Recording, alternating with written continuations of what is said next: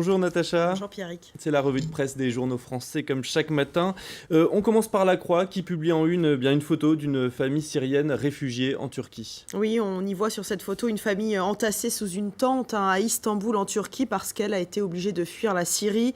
C'est le cas de 2,5 millions de Syriens, Pierrick. Ces Syriens broyés par 3 ans de guerre, nous dit La Croix. Demain, en effet, cela fera 3 ans que le conflit a débuté.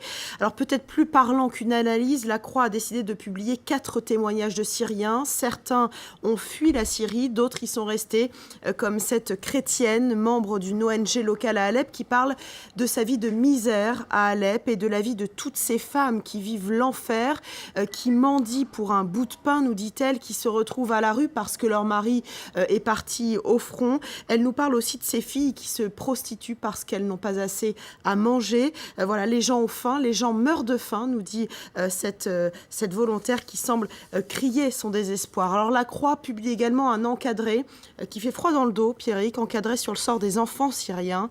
Quelques chiffres qui parlent d'eux-mêmes. Plus de 10 000 enfants sont morts depuis le début de la guerre il y a 3 ans. 8 000 enfants ont dû quitter la Syrie sans leurs parents. Près de 40 000 bébés sont nés dans les camps de réfugiés. Voilà quelques chiffres qui décrivent à eux seuls l'horreur de cette guerre. À lire donc ce dossier dans La Croix. Le Figaro, de son côté, s'interroge sur le Boeing de la Malaysia Airlines qui reste toujours introuvable une semaine après sa disparition des écrans radars. Oui, le Figaro consacre ce matin une double page à ce mystère et donne 5 hypothèses pour expliquer cette disparition. Alors il y a l'hypothèse du détournement possible car l'avion a continué apparemment à émettre des messages automatiques après sa dernière position connue. Rien de sûr parce que la compagnie Malaysia Airlines a démenti cette information hier. Depuis une semaine, il y a des informations et puis des démentis quelques heures après. Il y a aussi l'hypothèse de la désintégration en plein vol due à une dépressurisation.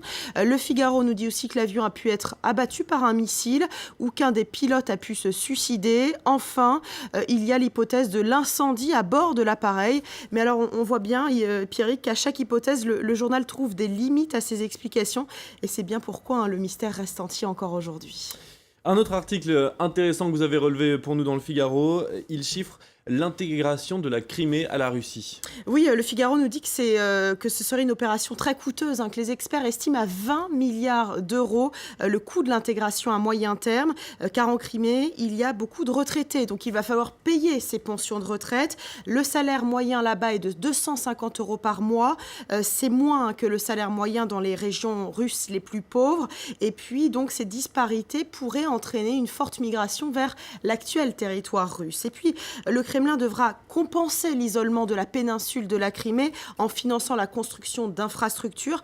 Bref, un expert conclut l'article en disant on a du mal à croire que la Russie ira jusqu'au bout tellement tout ceci relève du fantastique.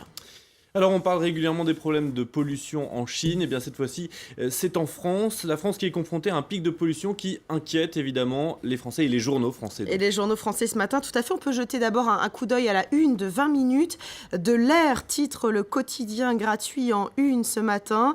Ce pic de pollution, Pierrick, fait également la une de Libération qui critique les mesures prises pour lutter contre cette pollution.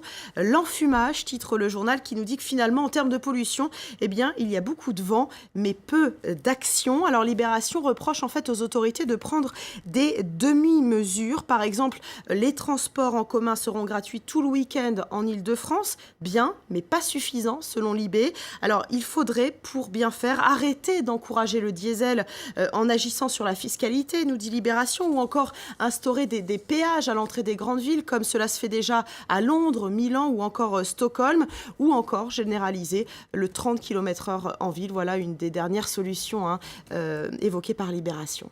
Alors on termine avec cette initiative des étudiants noirs de la prestigieuse université d'Harvard, université américaine. C'est une initiative que nous rapporte le Huffington Post. Oui, alors ces étudiants noirs ont décidé de lancer une campagne pour dénoncer les clichés du racisme, des clichés dont ils sont victimes quotidiennement. Cette campagne s'appelle I too am Harvard, moi aussi je suis d'Harvard. Alors ces étudiants noirs publient plusieurs photos sur lesquelles Il pose avec des écriteaux sur lesquels on peut lire, par exemple, vous allez le découvrir à l'écran, non, ce n'est pas du rap. Référence bien sûr à ce cliché pour qui un noir avec un casque sur les oreilles eh bien, ne peut évidemment n'écouter que du rap. Il y a également une autre photo, cette jeune fille qui écrit « Le fait que j'ai une opinion ne fait pas de moi une femme noire en colère ». Voilà, il y a beaucoup de photos, Pierrick, elles ont toutes été publiées sur Tumblr et l'initiative a d'ailleurs déjà été reprise par les étudiants d'Oxford en Angleterre cette fois-ci. Voilà, photo à retrouver donc sur le site du Huffington Post. Merci beaucoup Natacha Vesnitch, c'était donc la revue de presse française. On vous retrouve tout à l'heure pour la revue de presse internationale. Allez, restez avec nous dans un instant, un nouveau journal dans Paris Direct. Ce sera aussi le focus du jour après le journal. Au Danemark, juifs et musulmans se sentent menacés dans leur liberté de pratique religieuse par les dernières décisions du gouvernement danois. Nous verrons tout cela dans un instant. Restez avec nous.